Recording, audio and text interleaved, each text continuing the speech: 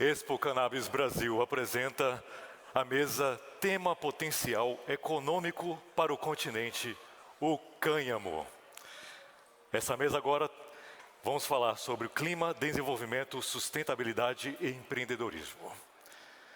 Anunciando agora, advogado, diretor executivo da Associação Nacional do Cânhamo, especialista em Direito Regulatório, mestre em Direito e Políticas Públicas pelo UniCeub, doutorando em Direito pela UNB e secretário-geral da Comissão de Direito à Cannabis Medicinal e ao Cânhamo Industrial da OAB do Distrito Federal.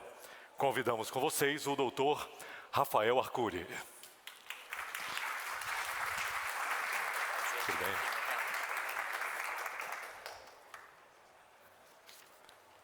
Engenheiro agrônomo da Universidade Federal de Viçosa, geógrafo pela Pontifícia Universidade Católica de Minas Gerais, especialista em agroecologia no Instituto Federal do Sudeste de Minas Gerais, mestre e doutorando em fitotecnia, melhoramento de plantas, recursos genéticos e biotecnologia, com foco no melhoramento genético da cannabis pela Federal de Viçosa. Fundador e diretor executivo da ADWA Cannabis e Pesquisa e Desenvolvimento, empresa de melhoramento genético de cannabis e primeira empresa a cultivar cannabis legalmente no Brasil. Autor da proposta de introdução de cannabis enquanto cultura agrícola no Brasil, autor do primeiro zoneamento agroclimático para o cultivo de cannabis para uso medicinal e industrial no Brasil e da primeira caracterização agronômica de variedades de cannabis cultivadas no Brasil. Primeiro pesquisador autorizado a cultivar cannabis legalmente, fundador e responsável pelo primeiro programa de melhoramento genético de cannabis, com cultivos de produção de sementes autorizado desde 2020. Coordenador da Comissão de Organizadora de Cannabis Colloquium, Desenvolvimento em Ciência e Tecnologia, cofundador e membro do Grupo Brasileiro de Estudos sobre Cannabis. Atualmente, com melhoramento genético, avaliando linhagens e híbridos através do estudo de caracterização e diversidade genética, herdabilidade e heterose, predição de ganhos e índices de seleção, correção genética, escolha de preditores, seleção e recomendação de cultivares. Convidamos o excelentíssimo doutor Sérgio Barbosa Rocha.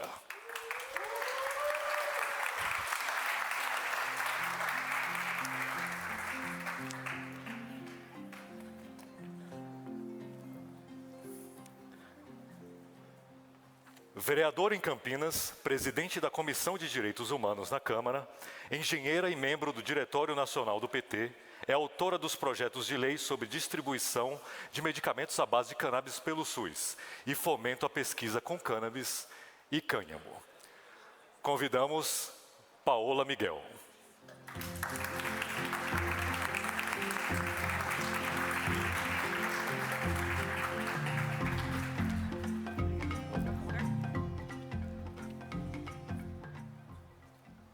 Fundadora e CEO da FloYou, a primeira marca de calcinhas absorventes de cânhamo do Brasil, especialista em comunicação, branding e tendências de mercado, tem uma vasta pesquisa em aplicações práticas de cannabis em nosso cotidiano. Hoje, desenvolve produtos e iniciativas com foco na interseção entre cânhamo e saúde íntima. Com vocês, Poliana Rodrigues.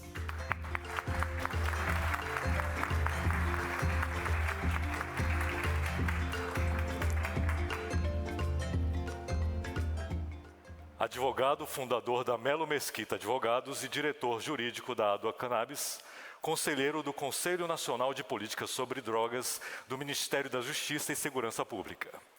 É ainda vice-presidente da Comissão Especial de Direito da Cannabis e membro da Comissão Especial de Assuntos Regulatórios da OAB Nacional. Convidamos o doutor Rodrigo Mesquita para ser o moderador.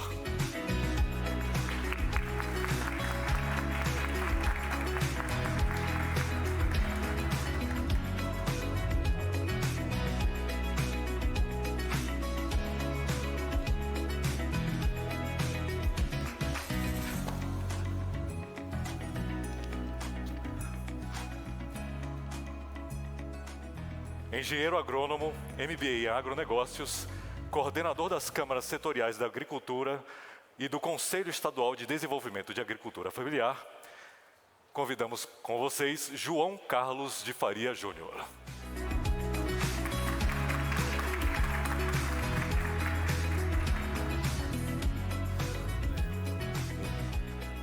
Com a correção, doutor José. Com a palavra, o doutor Rodrigo.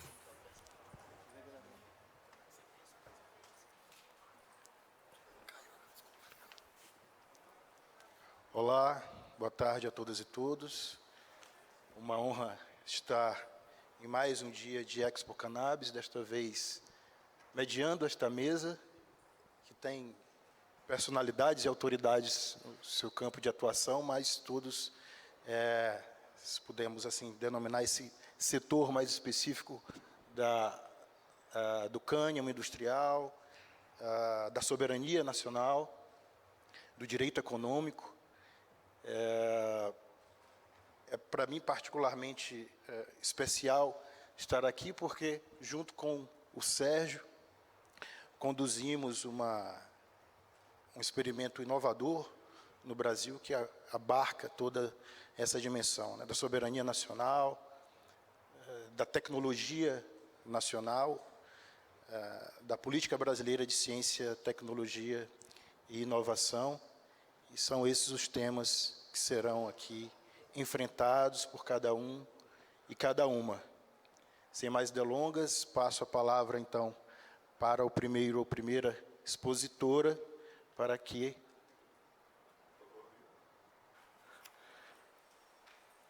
Peço a todos uma correção.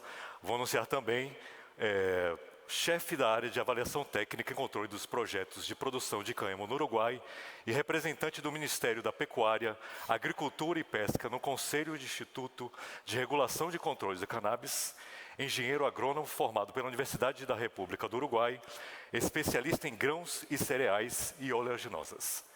Professor da disciplina Estratégia Empresarial da Universidade ORT e consultor do Departamento de Agronegócios da PwC Uruguai. Convidamos o senhor Sérgio Vasques.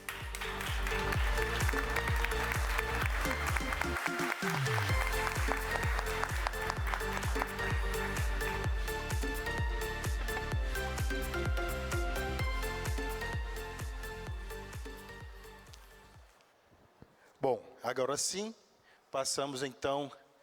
Pode ser da esquerda para a direita? Perfeito. Os últimos serão os primeiros, então. À vontade. Buenos días para todos. Primero agradecer a la organización por la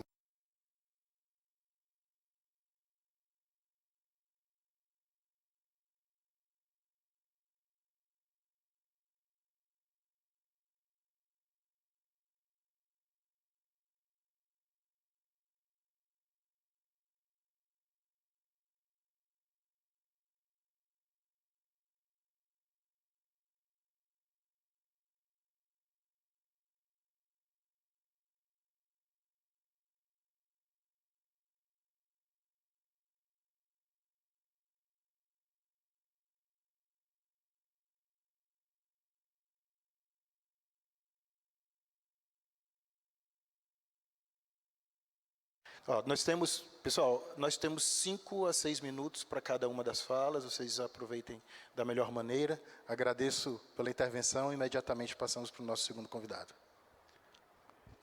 Boa tarde a todos. Primeiro quero agradecer o convite. A gente da Secretaria da Agricultura ficou muito feliz com o convite. O secretário Antônio Júlio não pôde estar aqui, mas estou representando o secretário. Antes quero me apresentar, eu sou José Carlos, sou engenheiro agrônomo, mestre em agronegócios e atuo dentro da Secretaria da Agricultura junto à assessoria técnica do gabinete e hoje estou coordenador das câmaras setoriais. Antes de mais nada, eu fico muito feliz, nós temos uma série de agrônomos aqui na bancada, né? Então, um pouco do que eu vou apresentar aqui, vou ser muito rápido, porque são 5, 6 minutos, mas, basicamente, parte do trabalho que a Secretaria de Agricultura do Estado de São Paulo tem desenvolvido para fomentar o desenvolvimento da cadeia produtiva do cânhamo industrial. Então, a gente vem...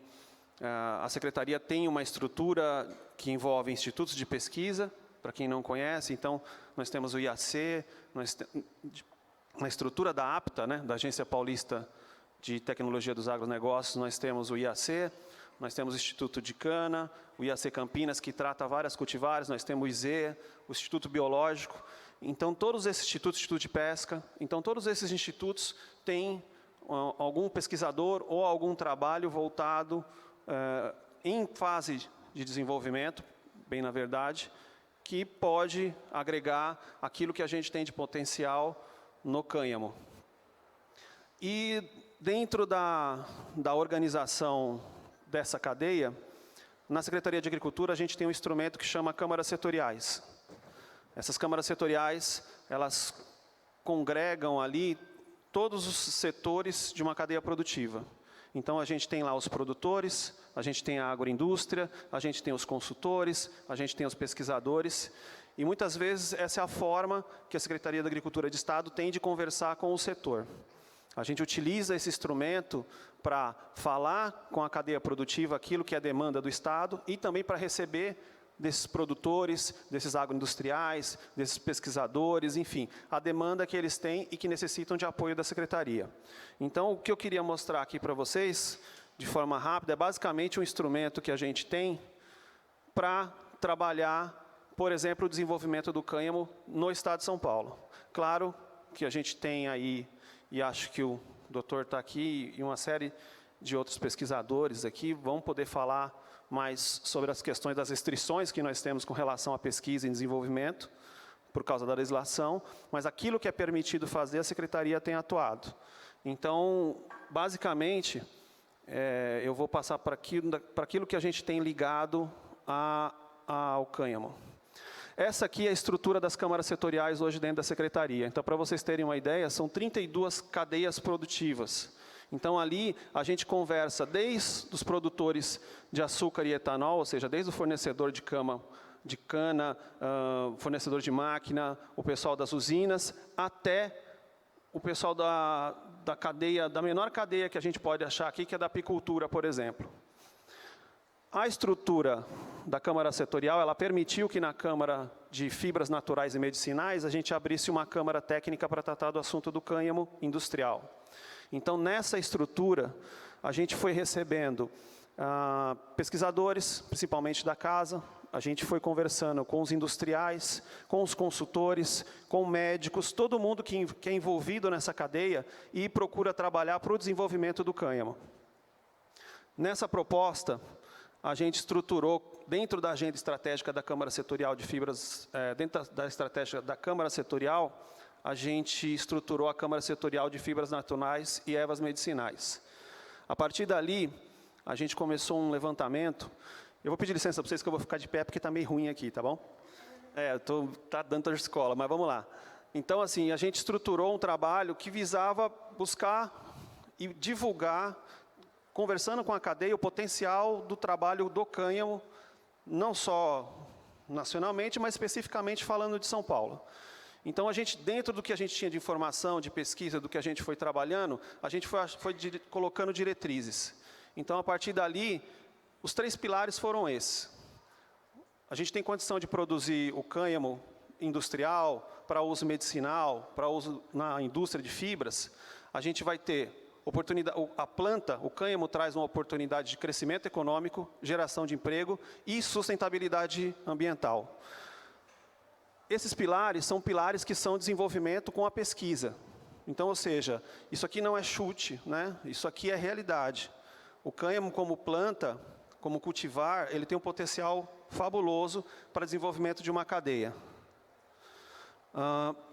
Dentro disso, algumas propostas foram feitas e que serão encaminhadas, e algumas estão sendo encaminhadas dentro das estruturas de Estado, ou seja, que é a criação de um programa dentro do Estado de São Paulo, para que a gente, com apoio da pesquisa, com apoio da iniciativa privada, possa desenvolver o cânhamo industrial. A criação da Câmara Setorial, que já tínhamos autorização para criar, foi uma delas, e ela representou esse avanço. Outros pontos que foram aparecendo. e aí já voltados àquilo que a gente precisava fazer com relação ao cultivar. Então, avaliação do comportamento e adaptação de diferentes cultivares, genótipos de cânhamo industrial no estado, determinar metodologias e práticas agronômicas, extensão dessas tecnologias e conhecimento do cultivo do cânhamo industrial para pequenos e grandes produtores, isso no estado de São Paulo, criação e apoio de uma cadeia produtiva completa de beneficiamento e industrialização de fibras de cânhamo dentro do estado também, emissão de créditos de carbono derivados do cultivo e processamento locais de fibra. Tudo isso são estratégias que, inclusive, poderiam fazer parte do plano do carbono neutro, que é um plano do estado de São Paulo até 2030. Então, a gente visava incluir o cânhamo com essas diretrizes no plano. Apoio das universidades estaduais de pesquisa, apoio do setor privado, desenvolvimento de tecnologias verdes que impactam diretamente a cadeia produtiva. Enfim, e o potencial já foi muito do que foi falado aqui. Potencial de geração de emprego, potencial de aumento em renda, principalmente do pequeno e médio produtor, porque em São Paulo nós não temos grandes áreas de cultivo disponíveis, mas as pequenas e médias áreas estão disponíveis e precisam de valor agregado, né? A gente precisa, o pequeno produtor em São Paulo, ele precisa produzir valor agregado, senão a área dele não se paga. Dentro da Câmara, qual foi a nossa surpresa quando a gente começou a atrair e conversar com os setores e atrair esse pessoal para essa conversa? A gente descobriu que a gente tinha, para a formação dessa Câmara, uma cadeia completa. Então, aqui em São Paulo, nós temos pesquisa e desenvolvimento, nós temos indústria moveleira, indústria de plástico, indústria de alimentação animal, indústria de alimentação humana, os produtores rurais, que são os clientes da Secretaria, é o foco da Secretaria sempre, a indústria de biocombustíveis, a indústria automotiva e a indústria têxtil e farmacêutica. Esse grupo, essas cadeias, estão todas dentro da Câmara Setorial. E todo esse desenvolvimento é discutido com esse setor privado. Então, de forma que, além de eu estar apresentando aqui, isso aqui é uma provocação também para quem não conhece essa estrutura e está dentro do Estado e quer tratar do assunto de forma de desenvolver o tema, a Câmara Setorial está disponível. E aqui a gente vai, que o tempo está correndo, né, mas a gente, dentro do que a gente foi trabalhando, a gente foi utilizando os instrumentos que a gente tinha disponíveis e fomos debatendo os temas e a gente vai desenvolvendo esse tema para que a gente consiga, dentro do Estado, ter um processo o mais rápido possível a partir do momento que a gente tenha a condição com relação à legislação. Muito se espera do PL 399, que está em Brasília, né?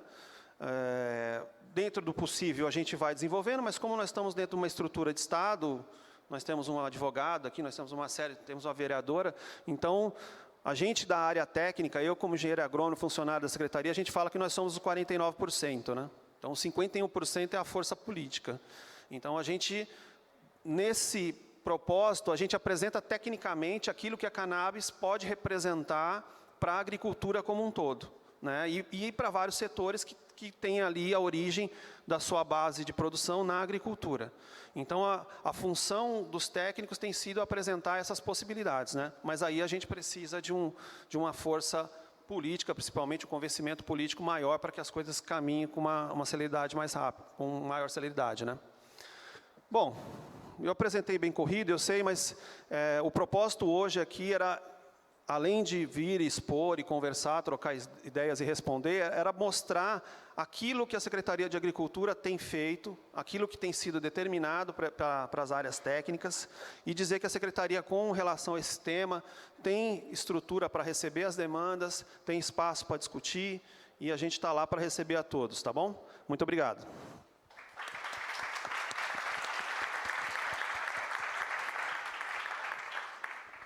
Obrigado, José Carlos. Interessantíssima a apresentação e muito bom saber que a Secretaria de Agricultura do Estado de São Paulo, por seu corpo técnico, tem já realizado essas pesquisas, se preparando para um futuro próximo, né? Vi ali que você citou o projeto de lei 399 de 2015, tive a oportunidade, como membro da Comissão de Assuntos Regulatórios da OAB Nacional, de atuar diretamente na construção do substitutivo do deputado Luciano Dutti, fazer visita a outros países para compreender o marco regulatório, Uruguai, Colômbia, e tentar, de alguma maneira, traduzir para a realidade brasileira por meio desse projeto de lei. Mas é interessante também que essa previsão, né, para o cultivo, pelo menos para fins medicinais e científicos, já está na nossa lei nacional em sentido estrito, né? Na Lei de Drogas, no artigo 2º, parágrafo único. O que falta, a rigor, é uma regulamentação que é de competência do Poder Executivo da União, que, como você falou, aí depende de uma força, de um interesse político, não é? Mas, como o próprio Judiciário já tem reconhecido, e a Procuradoria-Geral da República, em um processo, em uma ação de controle de constitucionalidade no Supremo Tribunal Federal, mais do que vontade política, o que se exige mesmo é uma atuação de acordo com a lei. Diferentemente de nós aqui como pessoas físicas, né, e as empresas também, diferentemente do privado, o público ele atua não quando a lei não permite, mas quando a lei afirma que ele deve atuar. E essa disposição já está na lei, né? Poderá a União regulamentar. Nessa perspectiva, deverá a União regulamentar. Esperamos que agora, com essa nova realidade política no Brasil, possa, enfim, a União, sobretudo depois dos recentes julgamentos nos tribunais superiores, enfim, se desincumbir da sua competência. Mas vamos lá, pessoal, aqui para os nossos apresentadores, debatedores, eu falei no início que seriam 6 minutos, nós teremos 10 minutos, então, para cada um e cada uma. Passo de imediato, então, que está aqui ao meu lado direito, a Poliana Rodrigues, da FlowU. Tem alguma apresentação, Pauli? Não, vai ser só a fala mesmo. Ah, perfeito. Se você tivesse, eu ia passar aqui para você. Quem tiver a apresentação, pessoal, para não ter o mesmo problema de torcicolo aqui do José Carlos, nós temos um retorno aqui, tá? Então, vocês podem também se balizar aqui pela nossa tela de retorno. É isso, a palavra está toda com você, Poliana. Muito obrigada, Rodrigo. Boa tarde, pessoal. É um grande prazer estar aqui formando uma equipe com uma grande diversidade, tão multidisciplinar, para falar de um tema que, até pouco tempo atrás, dentro de todo o debate sobre legalização, sobre cannabis, sobre regulamentação, era tão apagado. A minha linha de pesquisa, como já foi introduzido, é o cânhamo industrial, mais especificamente o cânhamo têxtil, para a saúde e bem-estar femininos. Em 2022, o ano passado, em novembro do ano passado, eu lancei pela FlowU uma calcinha absorvente para menstruação, feita a partir do tecido de cânhamo. E aí eu acho que a gente pode começar um pouco a minha fala falando sobre como a FlowU, estando aqui hoje, ela é meio que uma representação ali no último lugar da ponta mesmo de toda essa cadeia da realidade material que todo esse trabalho de setor público, de pesquisa e desenvolvimento, de regulamentações, de leis, ele pode ser materializado para a sociedade civil mesmo, pode trazer soluções para o dia a dia, para o cotidiano, porque a gente fica muito longe pensando só nesses blocos separados, mas na verdade é uma grande corrente que vai se linkando a partir daí. Então, assim, acho que eu posso falar um pouco sobre como a fibra têxtil, como o cânhamo têxtil seria um ótimo material para diversas soluções que a gente tem, para diversas problemáticas que a gente tem hoje em dia. A própria calcinha absorvente, eu brinco que eu fui a maluca que resolveu trabalhar com cannabis e menstruação no Brasil, que são duas palavras que as pessoas não conseguem nem falar em voz alta direito, assim. Então, sempre a gente está, obviamente, enfrentando diversos tabus, mas a partir da inovação a gente também encontra diversas soluções que não estariam disponíveis se não fosse a planta. O cânhamo têxtil, se a gente for pensar ele como um material para aplicação de indústria, ele é uma fibra que é absorvente, ela absorve 7 vezes o peso dela em volume e ainda mantém o toque seco. É uma fibra que é hipoalergênica, bactericida, antimofo, antiodor. Ela, em termos ambientais, o nosso painel também fala um pouco de sustentabilidade. Ela captura CO2, ela regenera o cânhamo por si só regenera o solo. A gente tem estudos de cânhamo regenerando solos radioativos. Então, é uma planta realmente que ela pode não só trazer a solução, mas ela pode remediar coisas que a gente não está olhando com um certo foco específico agora nesse grande tema, porque a cannabis é muito diversa. E aí, quando a gente pensa o cânhamo têxtil como tecnologia, é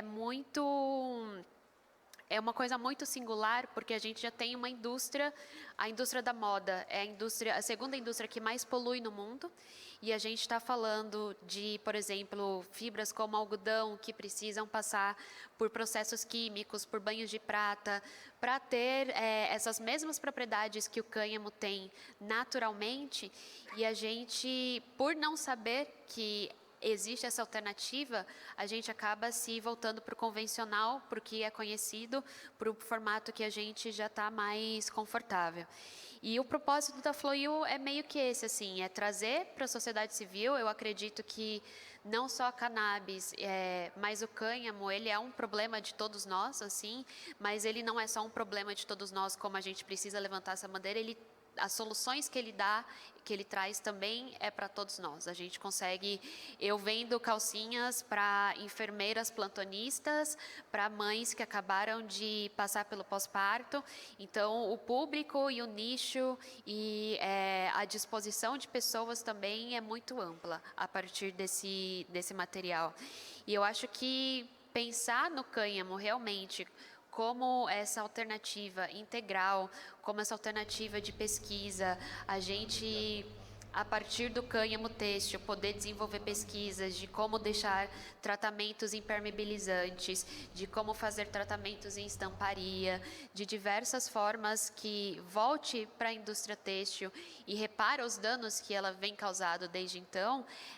Eu acredito muito que o cânhamo pode ser a fibra do futuro para solucionar realmente esses impasses que a gente tem aí hoje.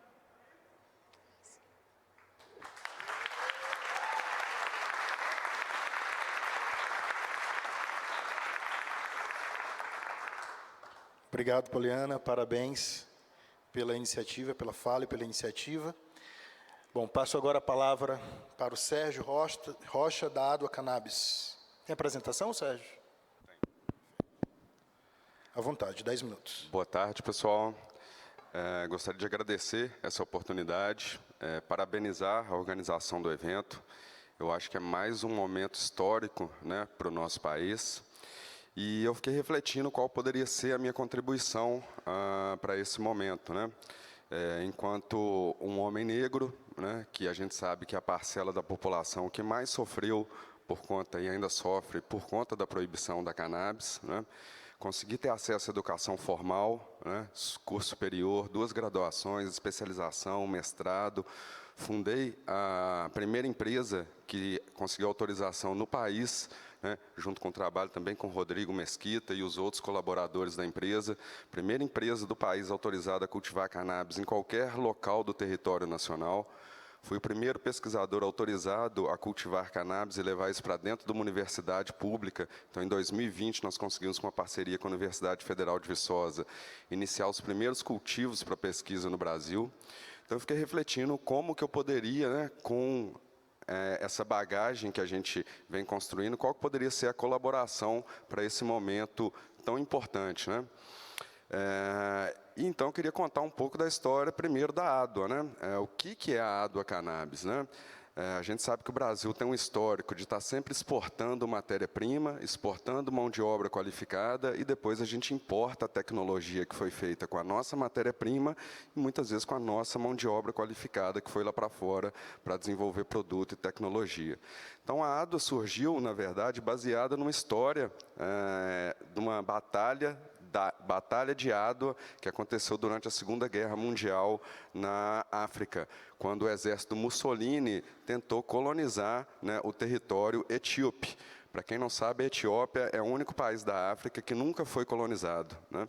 E é lógico que durante a Segunda Guerra Mundial, o exército etíope não tinha uma tecnologia bélica que pudesse bater de frente com o exército de Mussolini em plena Segunda Guerra Mundial.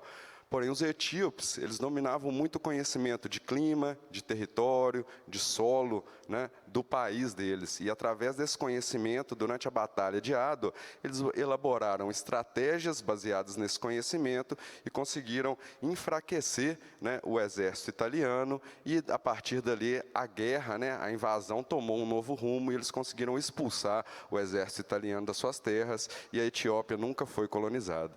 Então, pensando nessa história, eu resolvi fundar a ADWA, porque eu acho que no Brasil nós estamos exatamente num momento muito semelhante.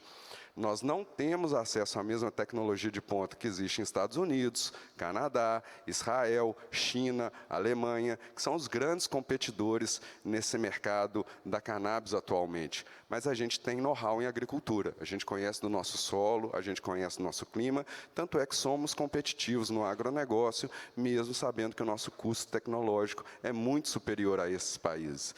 Então, a gente sabe que, se nós valorizarmos o nosso conhecimento, o nosso know-how, a gente consegue desenvolver tecnologias nacionais que vão permitir que o Brasil não seja simplesmente colonizado por essas empresas que estão fora do país e que agora querem entrar para explorar o nosso mercado. Então, pensando nessa história, nós fundamos a ADWA, que é uma empresa que desenvolve tecnologia para cultivo de cannabis. Nós fornecemos trabalho de melhoramento genético, de agricultura 5.0, trabalho de nutrição de plantas, justamente para disponibilizar para o mercado nacional tecnologias brasileiras para que a gente realmente possa ser competitivo nesse mercado internacional. Então, vou mostrar para vocês um pouco dos trabalhos que a gente vem desenvolvendo. Então, como eu disse, é uma equipe, tá, multidisciplinar. Então, não é um trabalho feito só pelo Sérgio, mas sim por uma equipe que vocês podem depois ir lá no nosso stand, na primeira rua do evento, lá, stand número 37, para conhecer um pouco mais das nossas tecnologias, tá bom? Bem, então, como eu falei, a gente trabalha com melhoramento genético, e aqui só um resuminho, né, de como funciona um programa de melhoramento genético. Então, a gente tem uma etapa que a gente chama de pré-melhoramento, onde a gente vai fazer a caracterização, né, e estudos de diversidade do material genético que a gente tem disponível para poder melhorar essas plantas, para criar plantas mais adaptadas para as nossas condições. Então, primeiro, um trabalho ali de caracterização e estudos de diversidade, tá? Depois, a gente entra propriamente dito no que é o melhoramento genético, onde a gente vai trabalhar formando as populações base que nós vamos utilizar nos cruzamentos para fazer o melhoramento, né? Fazendo a seleção de quais vão ser os genitores que vão ser utilizados em cada cruzamento e efetivamente executando esses cruzamentos para obter o material melhorado, tá? Depois a gente passa para um momento de seleção, ou seja, a gente faz o cruzamento, obtém várias novas plantas, mas a gente tem que selecionar, fazer um screening, né, que a gente chama, daquele material para escolher efetivamente qual que é o material genético que tem potencial para se tornar uma cultivar. E depois que a gente escolhe esse material, a gente passa para a fase de recomendação, ou seja, para cada situação, para cada local, para cada microclima, nós vamos ter um material específico para ser recomendado, tá? E onde que nós estamos, né, na verdade, nesse trabalho? Como eu falei, em 2020, né, nós iniciamos o cultivo e a gente conseguiu importar um número de variedades. No meu TCC, meu trabalho de conclusão de curso em 2017, eu propus para a Universidade Federal de Viçosa que a gente importasse 92 variedades de cannabis, cultivasse essas plantas justamente para fazer aquele processo de caracterização e estudo de diversidade, que é o primeiro passo lá do melhoramento genético. Em 2020, no meu mestrado, a gente conseguiu a autorização e começamos a fazer esse estudo. Então, esse gráfico aqui mostra, na verdade, esses estudos de caracterização e agrupamento de variedades. Então, a gente, primeiro, nesse quadro colorido aqui, o heatmap, a gente tem as características de várias plantas, e ao lado aqui no dendrograma, nessa árvore, a gente tem estudos de diversidade, mostrando a proximidade genética entre esses materiais. O nosso objetivo é escolher materiais bons e divergentes geneticamente, porque com divergência genética, quando você cruza esses materiais, a chance de você ter ganhos genéticos, ela é maior, tá? Então, hoje, ao longo desses anos, nós já caracterizamos mais de 50 genótipos diferentes. Tá? E esses genótipos eles estão sendo armazenados em um banco de germoplasma que já existe. Isso não é uma proposta, como foi falado no dia de ontem, que vai ser feito na Universidade Federal de Viçosa. Isso já está sendo feito desde 2020. Nesse exato momento, nós temos aproximadamente 160 genótipos que estão sendo mantidos in vitro, justamente para poder continuar esse programa de melhoramento genético. E vocês podem ver uma amostra disso lá no nosso estande. Em 2018, nós também realizamos um estudo de zoneamento agroclimático do Brasil e, desde 2018, nós vemos trabalhando com modelos computacionais justamente para atuar naquela fase de recomendação das plantas. Ou seja, depois que a gente faz o cruzamento, seleciona as plantas ideais, nós temos que espacializar isso no Brasil e mostrar onde aquela variedade tem potencial de ser cultivado. Então, desde 2018, nós vemos desenvolvendo modelos, modelagem computacional, justamente para a gente poder resolver esse tipo de problema. Bem, a gente também trabalha com a parte de agricultura digital e agricultura 5.0. Então, a gente trabalha com o software Personal Grower, que foi premiado pela FAPEMIG nesse ano e foi validado por uma empresa lá no Uruguai. Ele trabalha com toda a parte de rastreabilidade on-farm, ou seja, a gente rastreia todas as etapas do processo de cultivo e processamento pós-colheita e trabalhamos com a parte de predição dos cultivos. A partir de georreferenciamento, a gente pega o histórico climático daquela região, a gente começa a monitorar o tempo, né, as previsões de tempo em tempo real e as previsões futuras. E com isso, cruzando dados com a fisiologia da planta, a gente consegue prever qual vai ser o comportamento daquela planta de acordo com as possibilidades de mudanças ambientais. Então, a gente pode informar para um produtor, por exemplo, que nesse determinado ano, por fatores ambientais, a produção dele vai poder ser colhida 5, 10 dias antes, e com isso ele consegue preparar a sua infraestrutura logística, mão de obra, justamente para ele não perder tempo e conseguir ter ganhos superiores. A gente consegue também, por exemplo, prever situações onde vão aparecer pragas e o produtor pode atuar com um controle preventivo ao invés de um controle corretivo, que é muito mais caro e ele acaba perdendo muito mais produção. Então, a gente trabalha também com essa parte de agricultura digital. Outra parte que a nossa equipe trabalha também com a parte de nutrição de plantas, nós conseguimos chegar a uma formulação que, comparado com outros fertilizantes que já estão no mercado nacional, a gente aumentou a produtividade das plantas em 25%. E aí é que eu estou falando de flor seca, e nós avaliamos também a qualidade dessas flores e não houve alteração na composição química. Ou seja, a qualidade permanece a mesma, mas nós conseguimos aumentar em 25% a produtividade numa mesma área. Outros estudos que a nossa equipe desenvolve também são estudos onde a gente usa o resíduo daquele material que foi cultivado para fins medicinais, ou seja, a parte daquelas plantas que seriam descartadas, a gente faz um estudo para poder transformar isso, por exemplo, em papel, que pode ser utilizado em embalagens, em outros produtos, e a gente já validou esse MVP junto com o Laboratório de Celulose e Papel do Departamento de Engenharia Florestal da UFV, com quem a gente também mantém um contrato. Outros estudos que a gente faz de manejo integrado de pragas e teste de controle biológico, justamente para a gente fornecer informações e tecnologias para poder controlar futuras pragas que vão aparecer no Brasil, já que a gente sabe que dinâmica de praga em país tropical é muito mais agressiva do que em país temperado e subtropical. Então, essa história que cannabis não vai ter praga ou não tem praga, isso talvez funcione num país coberto de gelo, mas num país tropical, a gente sabe que as pragas são muito agressivas, se multiplicam muito rápido, se adaptam muito rápido, muito mais rápido do que a planta. Então, a gente precisa de trabalho de melhoramento genético para que a gente tenha plantas resistentes e tecnologias para poder fazer o controle dessas pragas. Então, a nossa equipe também trabalha com isso. E aí eu fiquei pensando, bem, gente, e agora? O que nós vamos falar, né? Quais são os novos desafios, né? Os nossos trabalhos, né? Eles já foram citados, inclusive, pela revista Nature, que eu acho que mostra, então, a relevância da tecnologia que a gente vem desenvolvendo. E, recentemente, a Folha de São Paulo divulgou aqui a nossa super maconha, né? Então, nós somos a única empresa do Brasil que tem autorização para proteger os cultivares junto ao Ministério da Agricultura, e hoje a gente já tem materiais genéticos com muito potencial para serem cultivados. E aí eu fiquei pensando, bem, refletindo até com a Larissa, uma das organizadoras, né, a gente está falando quanto que o ativismo no Brasil evoluiu nas últimas décadas, né?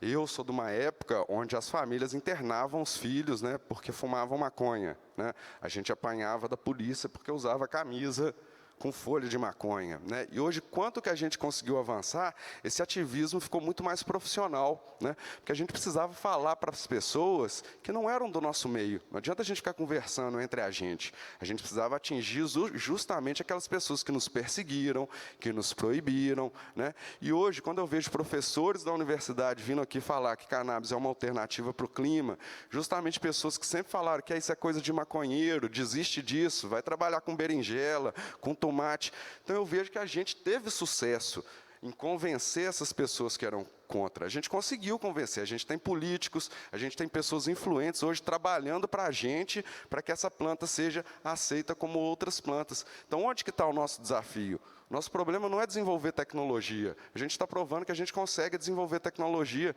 Nosso capital intelectual está aí, está provando. O nosso problema hoje é quem vai se dar bem nesse mercado. Será que agora que a cannabis dá dinheiro, dá sucesso, dá status, quem vai ganhar dinheiro e se dar bem com isso foram aquelas pessoas que perseguiram e mandaram prender a gente durante tantos anos? Eu gostaria de saber se a gente vai repetir o que a princesa Isabel fez lá atrás.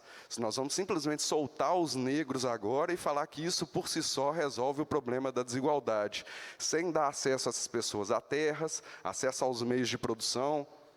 Então, o que a gente precisa refletir é como que esse mercado vai se dar agora, para que a gente possa favorecer aquelas pessoas que lutaram a vida inteira para que a gente chegasse nesse momento. E não simplesmente pegar pessoas que agora estão vendo isso como oportunidade de fama e status e beneficiar essas pessoas. O que está acontecendo agora com o processo de descriminalização do STF é semelhante à abolição da escravidão. A gente falar que isso aí vai resolver o problema, reparação de danos, é muita inocência. Soltar as pessoas que foram presas por pequenas quantidades de maconha e limpar a ficha dessas pessoas é a mesma coisa que soltar os negros na época da escravidão e falar que o problema está resolvido. Então, o apelo que eu faço, né, para os nossos políticos, empresários, investidores, pessoas que estão ouvindo a gente de outros países que já passaram por esse processo, é um pedido de socorro. A gente precisa ajudar essas pessoas que lutaram muito tempo para que isso acontecesse e impedir que pessoas interesseiras agora se aproveitem desse momento e vão usar a gente como mão de obra barata e capital intelectual para poder desenvolver os seus negócios. Então, acho que o grande problema...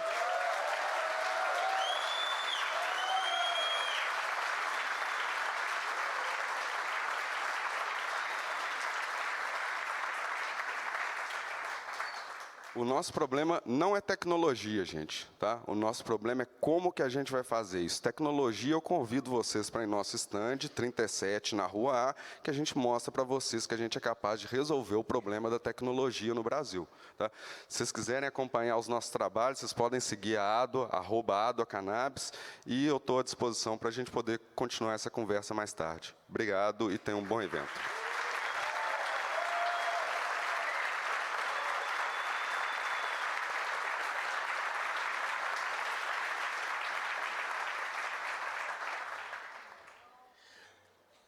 Fica fácil advogar assim, né? Bom, pessoal, passar imediatamente para o Rafael Arcuri, da Associação Nacional do Cânhamo. Terá também 10 minutos. Depois disso, quando a Paola Miguel falar, vamos ter mais algum tempo para debates e a gente abre para perguntas e comentários da plateia, para que possa enriquecer ainda mais a nossa discussão. A vereadora Paola Miguel, da Frente Parlamentar de Campinas, tem a palavra. O Rafael, perdão. Oi, tudo bom, pessoal? Até difícil falar depois do Sérgio, né? A história da ADOA, acho que a primeira vez que eu escutei foi no Cannabis Thinking, lá de 21. Aí eu escutei a história, não conhecia, muito interessante, e eu acho que ela fala um pouco do momento que a gente está hoje também, mas por outro lado, né? a gente tem com o mercado hoje, né, a Caia, se tiver alguém da Caia aí quiser estimar o tamanho do mercado hoje, pode chutar não, né, falar, mas a gente tem um mercado hoje que a gente não tem a verticalização nacional. A gente tem um mercado que a gente está tirando um dinheiro do país que a gente podia estar usando para fazer investimento em tecnologia, investimento agregando valor aos nossos produtos.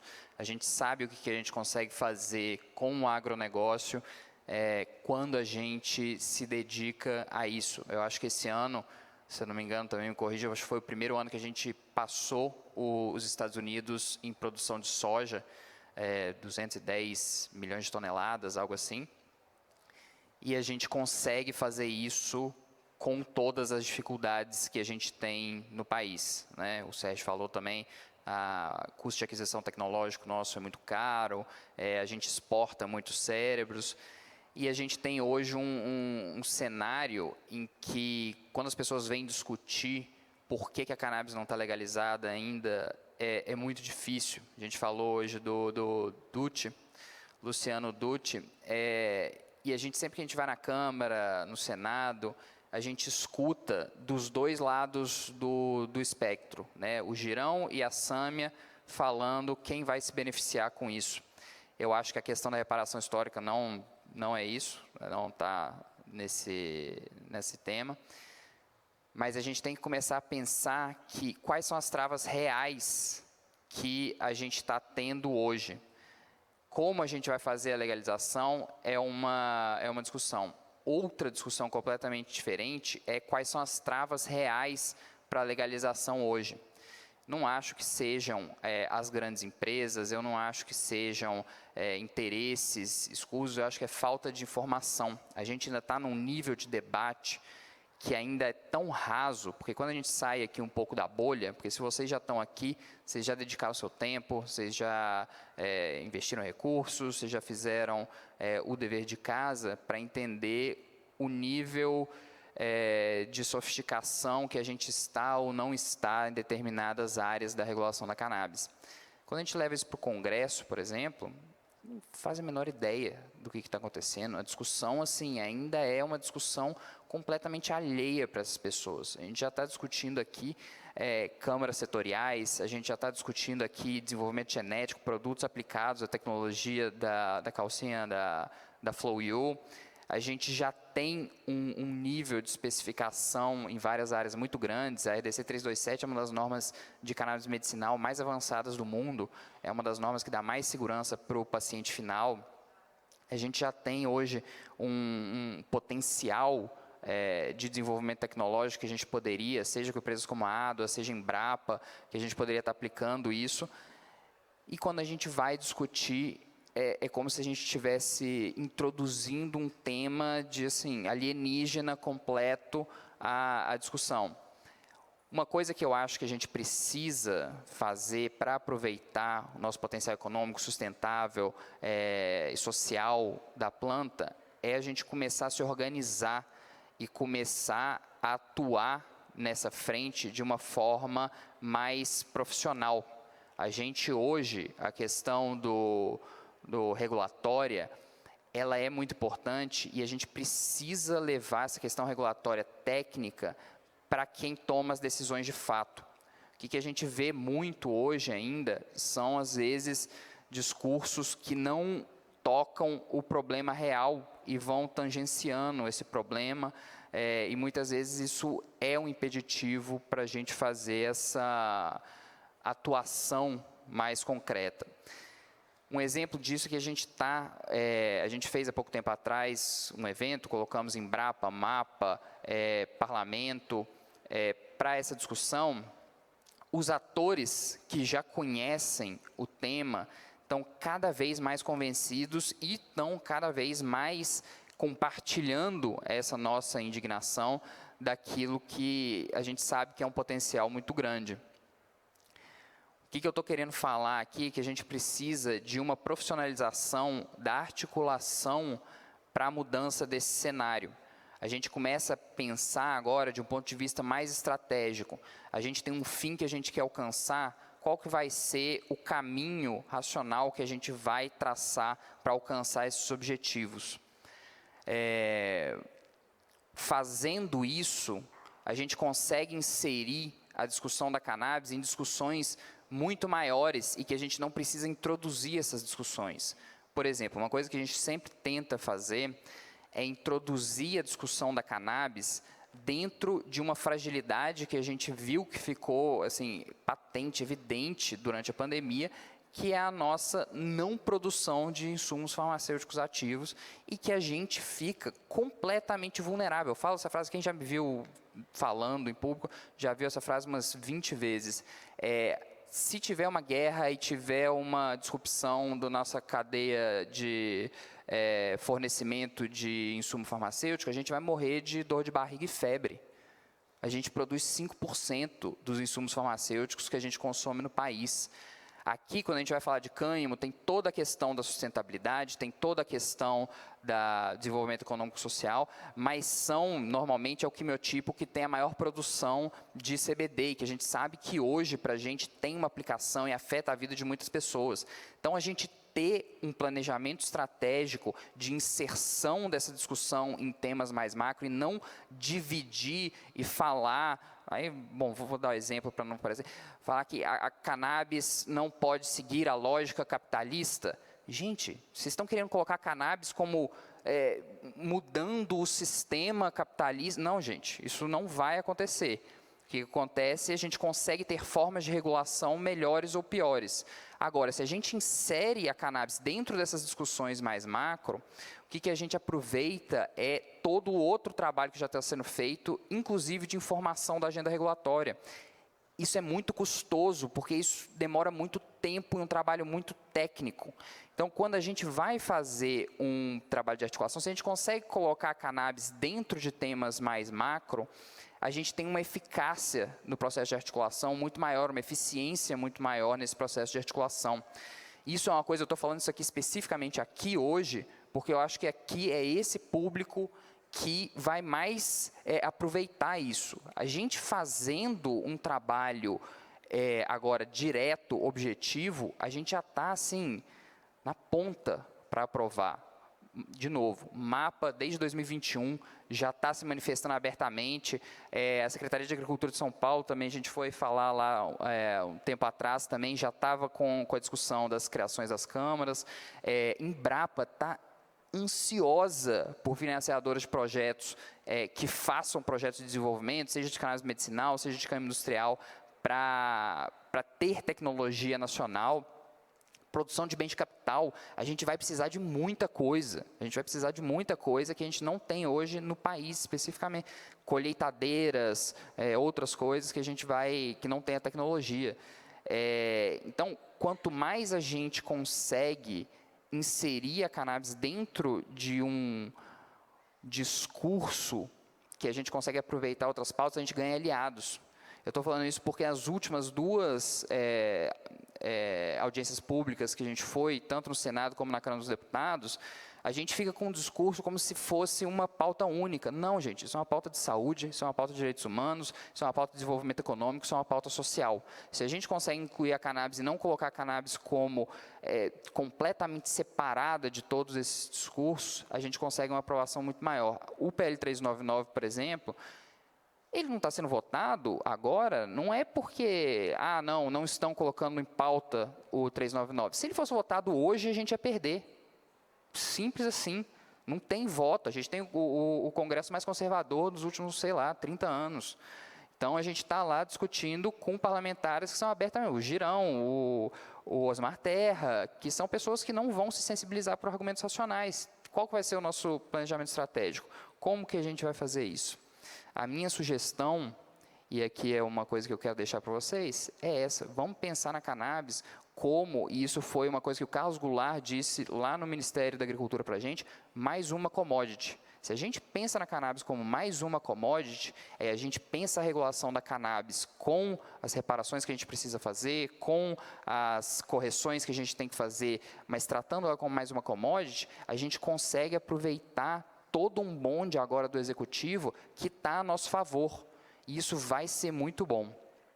Pessoal, acho que da minha participação era isso, e agradeço muito a organização do evento trazer esse tema aqui para a gente.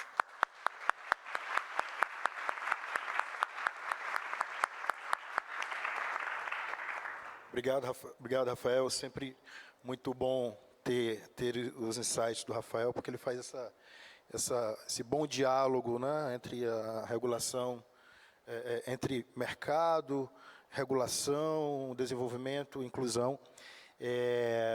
Mas antes de passar a palavra para a Paola, e já antecipando alguns dos debates que a gente vai fazer à frente, o Rafael falou do PL 399 e da discussão sobre reparação que o Sérgio antecipou na fala dele.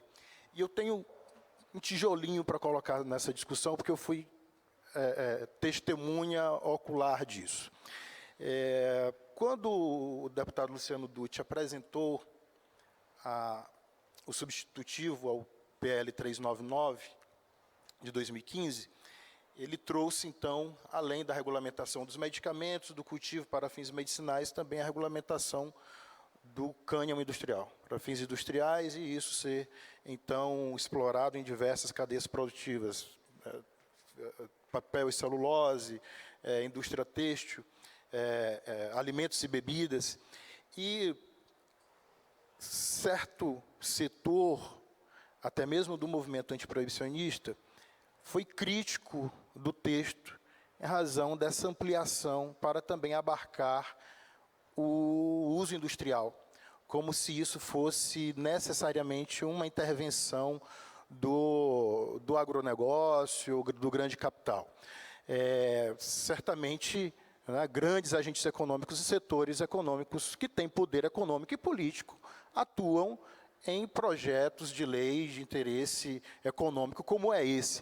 Mas o que eu pude ver na viagem que nós fizemos à Colômbia, com a comitiva da Câmara dos Deputados, no diálogo, foi que no diálogo com os agentes regulados e com a intervenção direta do Movimento dos Trabalhadores Rurais Sem Terra, que também enviou formalmente um representante nessa comitiva da Câmara, é que foi essa intervenção que permitiu abrir os olhos dos deputados para a necessidade de regulamentação do cânhamo.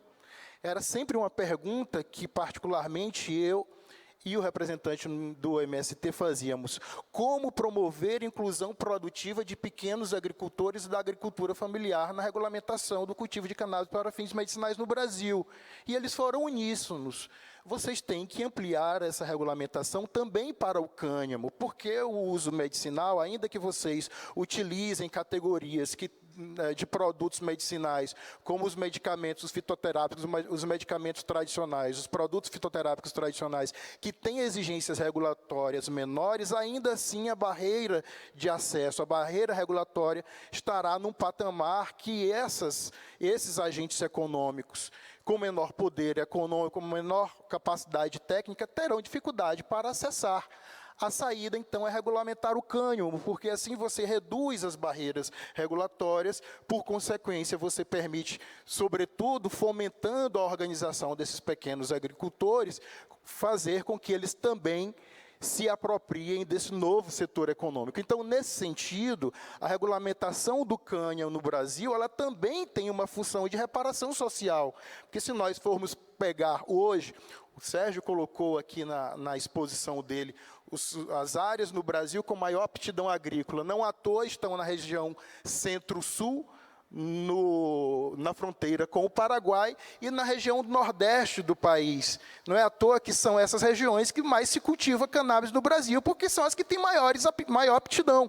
E nós sabemos que, pelo menos desde 2005, além, claro, da guerra travada nas comunidades urbanas, são também vítimas da política de proibição justamente os pequenos agricultores que são formados a realizar cultivos ilícitos para a subsistência no Nordeste brasileiro, que são vítimas, portanto, dessa política de proibição também. A regulamentação do cânhamo, permitindo menores barreiras regulatórias, poderá, por que não, também, com o fomento da organização desses trabalhadores, sobretudo por meio das cooperativas, não apenas por associações, mas também arranjos produtivos nesse modelo, explorarem também esse mercado e, de alguma maneira, se fazer uma reparação histórica para essas populações que são, ainda hoje, afetadas por essa política de erradicação de cultivos ilícitos. Então, nesse sentido, o PL 399, em seu texto atual, ele também, me parece, apresenta uma política de reparação também dessas populações, uma política brasileira por excelência, né? É muito importante que a gente se espelhe na experiência internacional. Nós temos, né, experiências aí, principalmente nos Estados Unidos, em alguns estados dos Estados Unidos, de reparação de comunidades afetadas, com prioridade na concessão de licenças para exploração desse mercado, sobretudo no uso adulto, mas temos também uma solução eminentemente brasileira, que me parece que é a regulamentação do cânhamo, que permite aí uma inclusão produtiva dos pequenos agricultores e da agricultura familiar. Bom, vamos lá, passo então. Obrigado.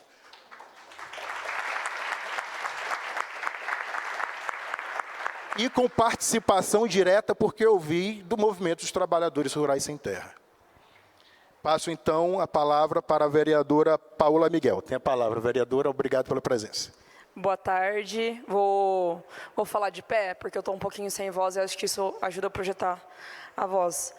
Bom, boa tarde a todas, todos e todes. Eu sou Paula Miguel, estou vereadora na cidade de Campinas. Né, vou contar um pouquinho da minha história, de como cheguei até aqui. Né, a minha militância começa, né, com relação à cannabis na marcha da maconha. Né, então, por isso que eu vim com essa camiseta, inclusive. Né, foi ali que deu start, que eu comecei a aprender e a dialogar um pouco mais sobre isso. Quando me tornei vereadora, a gente queria muito poder dialogar isso dentro do parlamento, né? E pensar o seguinte, dentro do âmbito municipal, o que é possível fazer?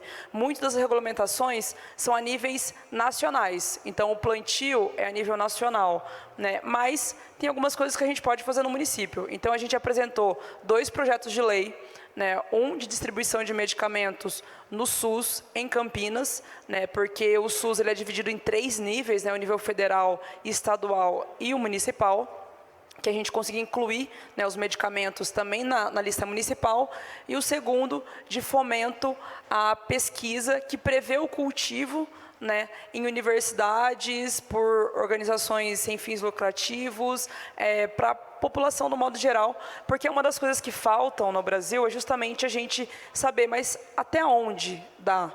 Né, como que a gente pode plantar, como que a gente pode produzir, quais são as aplicações que a gente pode fazer dentro da medicina. Né? Então, foi aí que a gente começou e esse ano a gente conseguiu aprovar a Frente Parlamentar da Cannabis Medicinal e do Cânhamo Industrial na cidade de Campinas, na qual eu também estou presidente. Então, é assim que a gente se localiza na luta. Né? E muito do que foi dito aqui é muito real. As pessoas têm um mito na cabeça delas do que é, né, a cannabis, a maconha e o proibicionismo, né, como que ele muitas vezes impede que a gente tenha diálogos como esse que a gente está fazendo aqui. Para iniciar minha fala, né, eu quero perguntar aqui quem sabe a diferença do cânhamo para a cannabis sativa, por exemplo. Levanta a mão. Bastante gente, mas a gente está na bolha, né? Isso que é o interessante. Mas a diferença é que o cânhamo é uma variação da cannabis sativa que tem um teor de THC mais baixo. Então, ele tem um valor inferior a 0,3%. Né? Então, ele não causa o efeito psicoativo, ele não causa brisa. Então, se ele não causa brisa, por que ele é proibido? Porque vem da mesma planta, né? É uma variação. Mas o cânhamo, né, ele pode ser produzido camiseta, corda, né, papel, medicamentos ricos em CBD. A gente tem aqui, né, um bom exemplo, que é a calcinha absorvente, que está nas curiosidades. Né? Então, tem diversas aplicações que podem ser feitas ali. E diversos países fazem isso. A gente consegue encontrar, por exemplo, dados da China, de 2000 anos atrás, que já era produzido. O Império, inclusive, oferecia isso, né, para as pessoas. E a China é o maior produtor de cânhamo até hoje. Ela produz cerca de 44 mil toneladas toneladas por ano. E quando a gente vê produções aqui no Brasil, muitas vezes a gente vê importações desses tecidos chineses. Mas não foi só lá que a gente teve a produção do cânhamo assim estendida. Na Romênia, o folclore também tem o folclore ritualístico da Romênia utiliza o cânhamo também. E a produção lá, a produção agrícola era feita pelos homens e a produção do tecido pelas mulheres. Então, muitas gerações, né, produzindo isso artesanalmente ali em suas famílias e no cultivo da agricultura familiar, né, na perspectiva que a gente tem hoje da agricultura familiar. Inclusive, tem uma cidade, né, se não me engano, na Holanda, que chama Rotterdam, que ela foi nomeada assim justamente pelo processo de laceração do cânhamo que era feito no passado. Então, se a gente olha para isso, né, e todos esses dados, a gente se pergunta assim, mas como que isso se perdeu ao longo da história? Como que a gente hoje ainda está discutindo como que a gente pode produzir, plantar, né, trazer para cá o Brasil mesmo, né? A gente tem informações que as sementes chegaram aqui através da população negra que foi sequestrada, né, em África e trazida para o Brasil. No século XVI, o Império Português começou a produzir o cânhamo, sendo uma alternativa de tecido. As caravelas portuguesas, né, elas foram feitas com o cânhamo, então as cordas, as velas, né, e boa parte do que estava ali, justamente pela sua resistência, né, e por os navios ficarem muito tempo ali em alto mar. E depois disso, isso vai se perdendo. Se a gente fizer um comparativo do cânhamo com o algodão, por exemplo, o algodão você precisa de cerca de 10 mil litros para produzir 1 quilo de algodão, sendo que o cânhamo você precisa menos de 3 mil litros. Se a gente for pensar na questão de agrotóxicos, né, o algodão precisa de mais agrotóxico. Se a gente for pensar, por exemplo, na questão do solo, o cânhamo ele regenera cerca de 60% a 70% dos nutrientes do solo, sendo que o algodão é uma monocultura que degrada o solo, né? Mas quando isso chega nos Estados Unidos, que já estava ali muito bem estabelecido, né, com a produção de algodão, os produtores olham e falam assim: a gente vai ter que aprender a lidar com uma outra cultura que é mais resistente, que vai fazer que as pessoas comprem menos camisetas, sendo que a gente pode ter alguma coisa que é muito mais barata, porque o algodão acaba sendo mais barato, assim como o poliéster, do que comparado com o cânhamo, e a gente vai ganhar menos dinheiro com isso. Para quê? Para que a gente vai fazer isso? E o proibicionismo, né, ele vem caminhando justamente nesse mesmo sentido. Então, tem alguns dados ali, né, da era Nixon, que trazem que a associação, né, da cannabis com os hippies era justamente porque você não podia prender as pessoas por um hábito, mas você podia criminalizar aquilo que elas utilizavam, né? E nessa mesma linha tem a proibição do cânhamo. E agora, né, que a gente está numa outra toada, numa outra medida, né, que a gente vem, inclusive, pensando em perspectivas de como a gente pode acelerar a nossa produção e ter novamente esses materiais mais resistentes, pensando em Brasil e tudo mais. O Brasil, cerca de 80% do solo brasileiro pode plantar o cânhamo. E a gente poderia fazer isso enquanto uma cultura de rotação. Então, por exemplo, onde se planta soja, onde se planta café, né, a gente poderia, na entre-safra, plantar o cânhamo, para justamente ter uma regeneração do solo e não aquilo que a gente chama de deserto verde, né? E aí, se a gente pensar, por exemplo, na perspectiva do estado de São Paulo, talvez aqui a gente não consiga, né, na cidade de São Paulo, ter grandes áreas. Mas se a gente for mais no interior, né, Ribeirão Preto, Franca, a gente teve a gente tem aqui, né, associações como o Enor, da Flor da Vida, você consegue ter plantas de 4 metros de altura, né, num terreno que é pequeno, minúsculo. E a produção, ela é super... Você consegue aproveitar todas as partes. A folha, o caule, a semente, que é muito utilizada, inclusive, para fazer suplementação alimentar, ou então para ajudar as mulheres lactantes, né, nessa produção de leite. As raízes, né, além das flores que a gente conhece. E aí, né, quero ir na mesma linha do Sérgio. Se tem tudo isso de benefício, por que ainda é proibido? Por que a gente ainda tem dificuldade de ter eventos como esse? Por que ainda a gente não consegue ter uma indústria estabelecida dentro da perspectiva da agricultura familiar, por exemplo? Por que a gente ainda não consegue avançar nessa discussão no Brasil, sendo que a gente conseguiria ter um dos melhores solos, uma das produções mais elevadas e ter, inclusive, tirar a nossa riqueza a partir daí? Por que a gente não consegue, por exemplo, fazer retratação histórica igual tem em Illinois, a partir disso, fazendo que os impostos gastos, né, com a venda do cânhamo sejam revertidos para elevação de escolaridade da população negra, da população indígena, da população periférica, das mulheres e todas as populações que são ditas como minorias, mas são a maioria da população? Por que a gente não consegue fazer isso ainda? Porque o proibicionismo nos impede. Então, tudo que a gente tem de história e de cultura, né, e justamente pelo fato de ter sido trazido ao Brasil pela população negra escravizada, fez com que o Império não quisesse que isso fosse para frente. Né? Quando a gente pega na literatura, o que é conhecido como fumo de negro, né, justamente deixavam as pessoas menos aptas ao trabalho. Né, deixavam as pessoas um pouco mais lentas. E aí a proibição começa justamente associando no Brasil a imagem da população negra. E aí, se a gente for olhar o encarceramento que a gente tem, né, o encarceramento em massa que a gente tem, uma boa parte dos jovens que estão lá, encarcerados, são pretos, periféricos, e a única testemunha do crime é o próprio policial. Então, a gente vê como que essa arbitrariedade impede, inclusive, o nosso desenvolvimento econômico. Né? Tem dados que dizem que a gente poderia gerar cerca de 17 mil empregos se a gente tivesse a indústria regulamentada, produzindo, vendendo, exportando, que a gente poderia chegar, né, a ser o primeiro ou segundo país no mundo de produção e exportação. E a gente precisa começar a expandir isso para além daqui.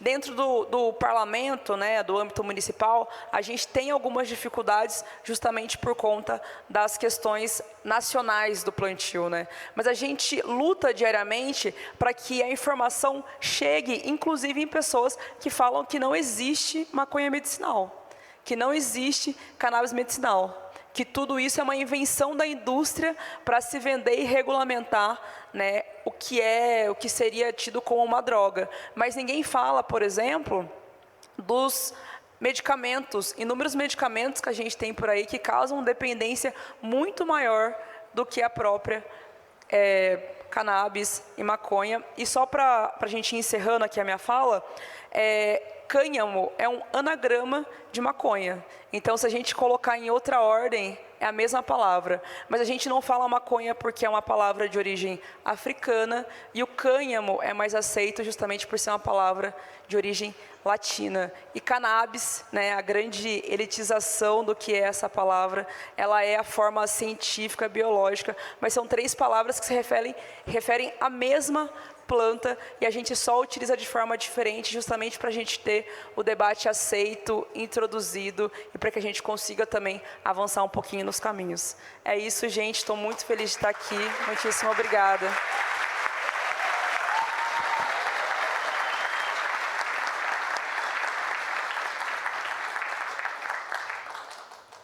Obrigado, Paola.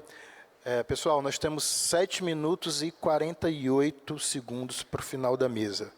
Então, acho que dá para fazer 2 perguntas direcionadas. Um levantou a mão ali, uma mulher aqui.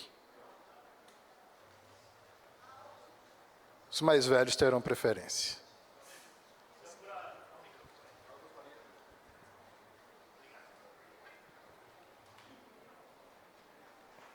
Alô?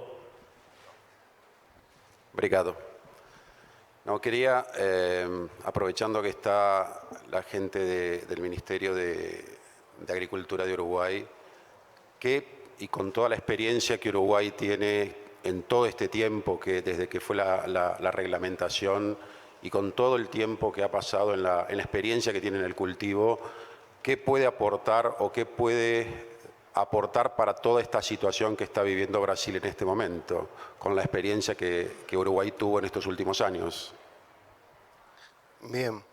Agradezco la pregunta para poder desarrollar, dar la oportunidad de desarrollar como lo hicieron el resto.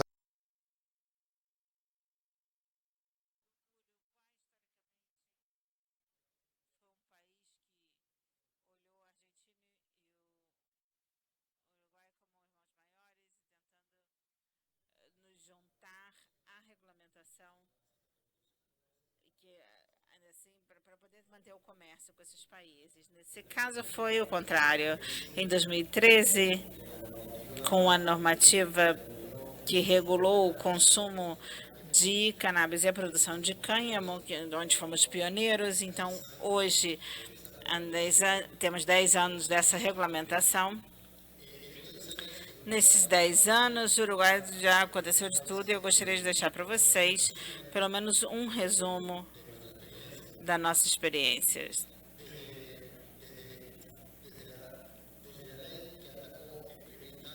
Desde a lei que tentou regular o consumo recreativo do cannabis, tratando de solucionar a questão social em 2013, no 2014, certamente tudo que era essa questão industrial, a produção para grãos, fibras ou outros derivados.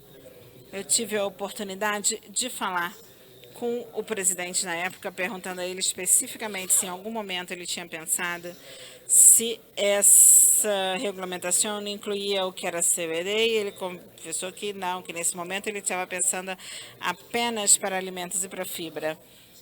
Ele tinha fechado esse capítulo do consumo recreativo.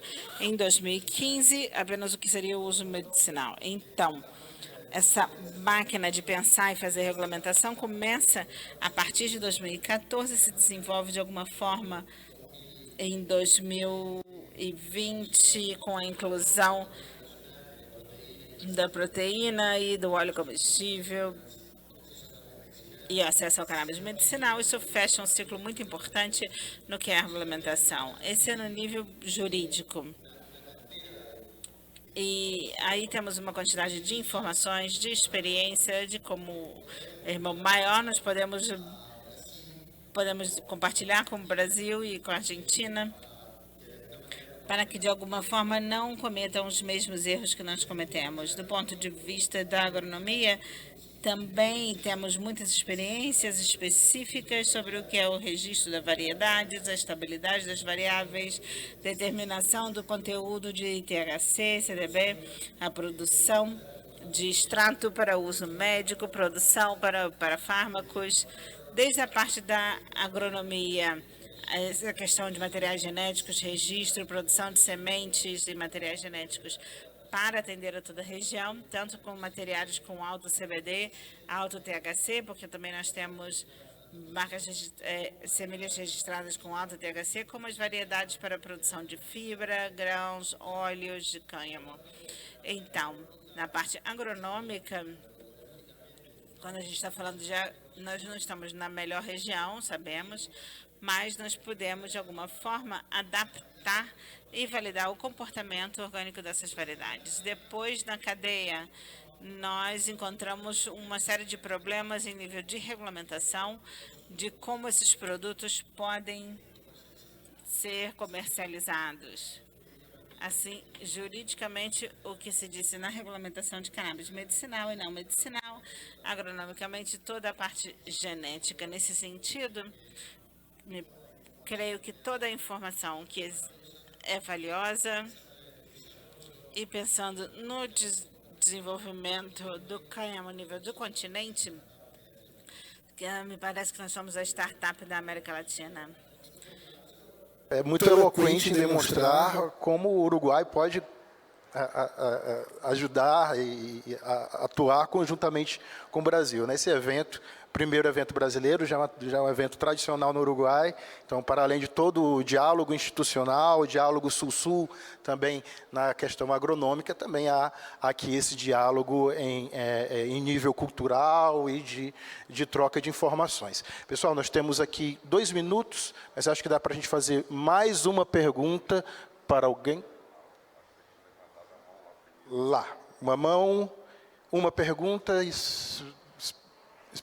preferencialmente direcionada a alguém da mesa. Imediatamente a gente encerra pedindo também, agradecendo já a participação dos nossos conferencistas de hoje, pedindo que seja breve aquela ou aquele a quem responder. Boa tarde a todos, eu me chamo Hugo, eu trabalho no IBAMA, sou pesquisador na USP e também trabalho com docência ambiental. Então eu queria direcionar para o Zé Carlos e para o Rafael um momento único, né, que a gente tem de discutir sustentabilidade nesse tema, que não aconteceu, por exemplo, na cadeia de commodities como soja e milho. Né? E como é que a gente agora, como é que está sendo tratado nessa Câmara Técnica de Cânhamo e também no grupo de ESG, que eu sei que existe na ANC, como é que a gente está tratando isso para não virar depois, como falava com o Sérgio no stand dele lá, não ter um greenwashing, a gente fazer uma linha base mesmo ambiental que não seja para inglês ver. Né? E também que a gente não sofra depois sanções mercadológicas por fazer de conta que está tratando uma parte ambiental. Minha pergunta é direcionada para isso e também me colocando à disposição para colaborar no que for possível. Obrigado. Começa aqui. Bom, na nossa parte foi como eu apresentei ali resumidamente. A gente fez um levantamento completo, os pesquisadores fizeram, e a gente já queria incluir ele já no plano 2030, já de carbono. Então, eu corroboro com muito do que foi falado aqui. O que a gente espera, no caso, o doutor falou na sequência, tem que dar um start ali. O que a gente espera realmente assim, é que a gente possa dar esse start, porque seja para incluir na agricultura familiar, deu referência dos APLs, a gente tem trabalho lá com os APLs, então incluir o cânhamo na produção da agricultura familiar, seja oferecer ele ao agronegócio, seja incluir ele nos projetos de recomposição ambiental. São Paulo tem um CAR avançadíssimo, né, e o PRA também está avançando. O que a gente precisa realmente é que a gente tenha o apoio político com relação à legislação para dar sequência, porque aqui em São Paulo, para concluir minha fala, a gente tem toda a cadeia produtiva pronta. Se você falar hoje, por onde a gente começaria, já tem até regiões.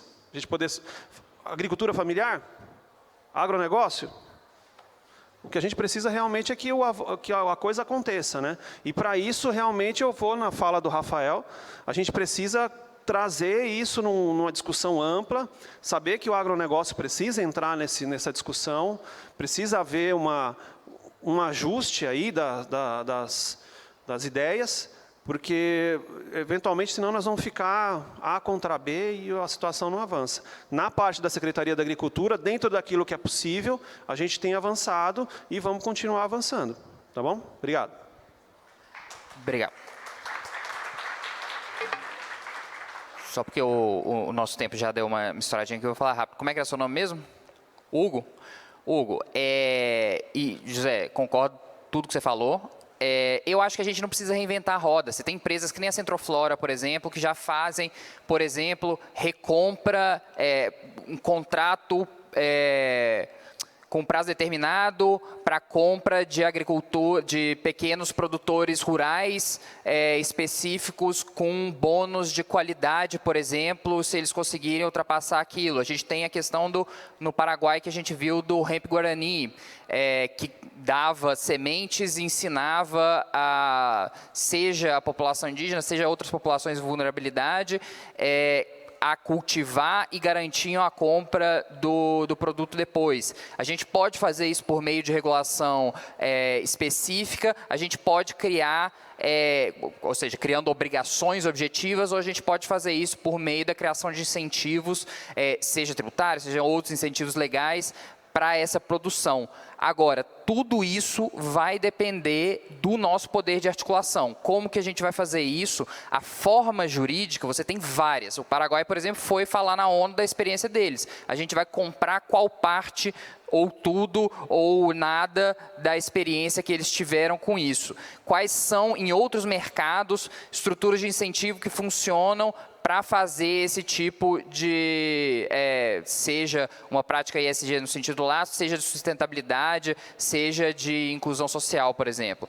Então, o que a gente tem que ver é qual é o modelo mais próximo que a gente tem com o cânhamo e como que a gente pode fazer uma prognose de, não, essa forma é a forma jurídica X que vai dar a gente fazendo uma hipótese, vai dar o melhor resultado para a gente aqui no Brasil. Você precisa de um estudo, você precisa de ver como que isso seria feito, mas é uma questão de articulação da indústria. Se a gente quer vender para a Europa, a gente vai ter que fazer isso. Quando a Amazon da Alemanha começar a vender cannabis, eu quero ver se aqui não vai todo mundo correr para fazer flor de alta qualidade, se a gente já tiver legalizado, para vender para eles. Então, você tem duas formas muito diferentes e que a gente precisa escolher se é uma, se é outra ou se são as duas, estatal ou de incentivos, né? Mas recado é, não vamos reinventar a roda, vamos ver o que já funciona, cannabis é só mais uma commodity.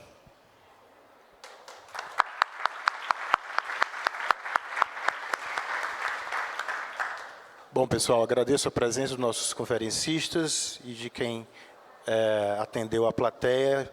Declaro encerrada esta mesa de agora, agradecendo a participação de todos. Obrigado.